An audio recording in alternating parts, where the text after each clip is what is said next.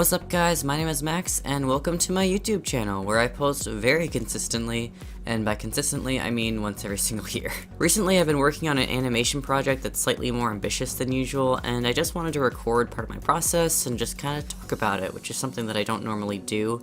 Usually when I'm making these kind of like time-lapse videos, I would just put some music in the background, but I figured like, hey, 10 minutes is a good enough time to fill with me rambling on about animation stuff, so why don't I just fucking do it? I reached out to you guys on Instagram and gathered up a few questions and topics you guys want me to respond to, but disclaimer before I answer any, I'm not a professional animator of like any kind. I'm not gonna pretend like I know everything that I'm talking about or that I'm qualified to teach you anything. I am planning to study animation in the fall, but currently I have not taken any classes or, learned anything professionally, I guess is the best way to put it. So just take everything I say with a grain of salt and just know that like these are my experiences, not like a tutorial on how to use Clip Studio Paint or how to animate, because it's all very either subjective or maybe there's a better way to do it that I just don't know yet. So yeah, let's quit stalling and just get right into it.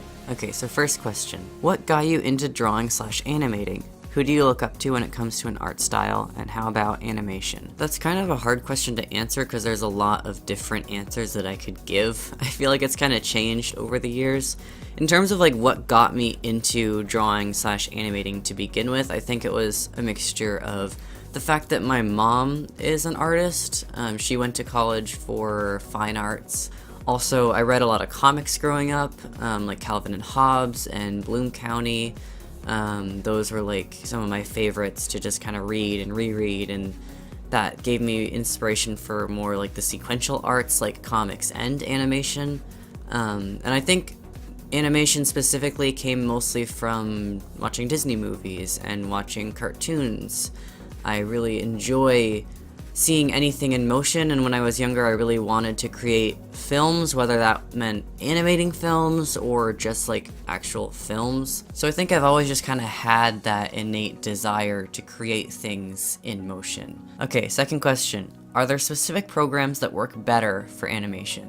Well, it depends on what you're looking for out of a specific program, because there are top tier animation programs like Toon Boom, TV Paint, and Adobe Animate, but those are all pretty expensive if you're not a student. I use Clip Studio Paint for my animations personally, which isn't like the best for animation, but it does have some good animation tools and I've learned how to use it pretty well. You don't need anything super fancy, especially if you're just starting out. I learned how to animate on Paint Tool SI, which has no animation features whatsoever. I mean, any program that you can get that has layers is gonna work for animation. It's just that you're gonna have to jump through some hoops in order to make it work a little bit, because there's no tools for playing back your animation or exporting it as an animated project, so you have to kind of figure out how to do that yourself by exporting each individual layer and using the opacity of the layer to like kind of make an onion skin thing so you can see what you're drawing and put all the frames together in a different program. And it's a lot of extra work,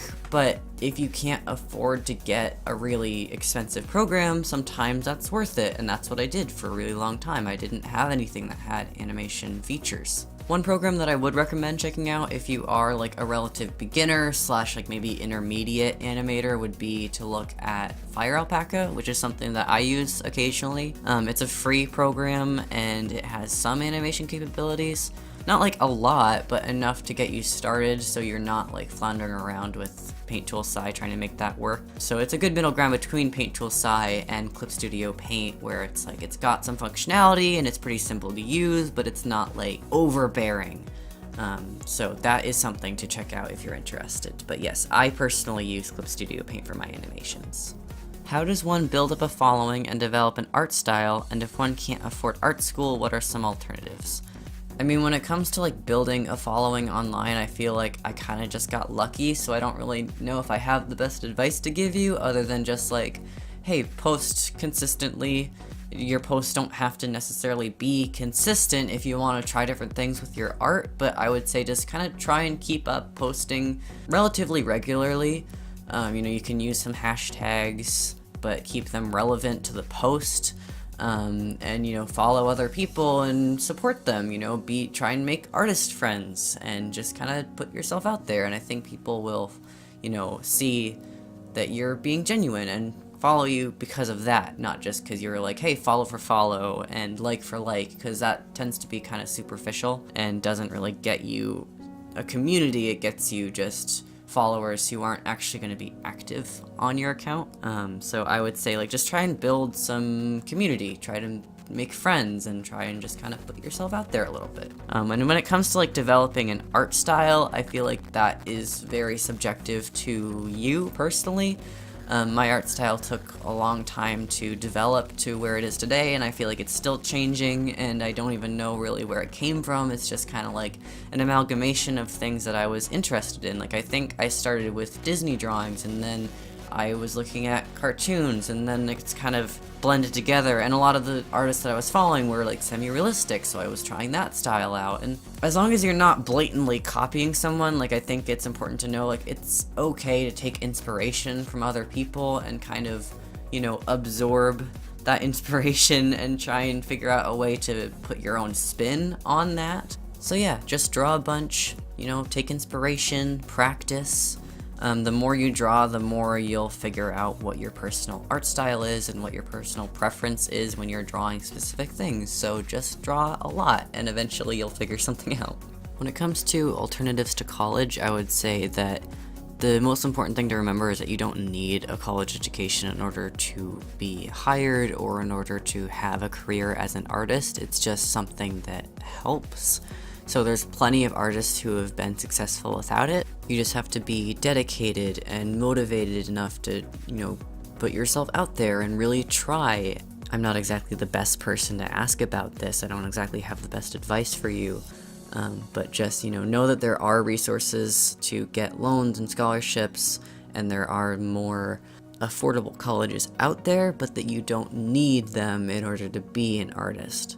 And it's kind of up to you to decide what you do with your life and how you decide to move forward. So this next one is more of like a general topic, so I'm just going to read this out real quick.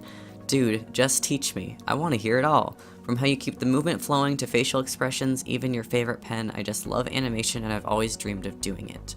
So this is the part where I remind you that I'm not like an expert of animation, but I would say, like, if you're trying to get into animation, and it's kind of new to you and you just really enjoy it, like, I would say, study some of the foundations first, study some of the general principles. Even just like Googling animation principles will bring you up some good information and good tutorials on YouTube. And you can also look at the Animators Survival Kit, I think is what it's called. I'll link it in the description. It's a book that a lot of people really like swear by. I have personally only read part of it because I got it from the library and I didn't have time to read through the whole thing, but it seems really helpful. So that kind of stuff is really good when you're first getting into it, to kind of familiarize yourself with how to make drawings move, and from there just play around with the programs, just play around with animating. So yeah, my best advice is just to practice and to just fucking do it. Just like go for it.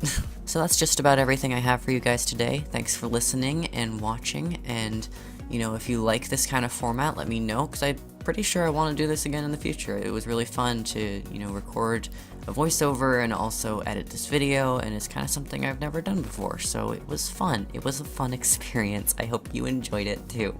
If you have other types of videos you'd like to see me do in the future, because I feel like I also kind of want to experiment and do other things, because this is like, it's new, unexplored territory, because I never fucking post on this channel. Let me know other suggestions, anything you want to see, any topics you want me to cover or talk about, and maybe I'll do that in the future. And hopefully I'll post more consistently, although I can't promise I'll have a consistent upload schedule right away, but that is something I would love to, work towards in the future. So again, thank you so much for watching and commenting and just being awesome, and I will see you guys in the next video.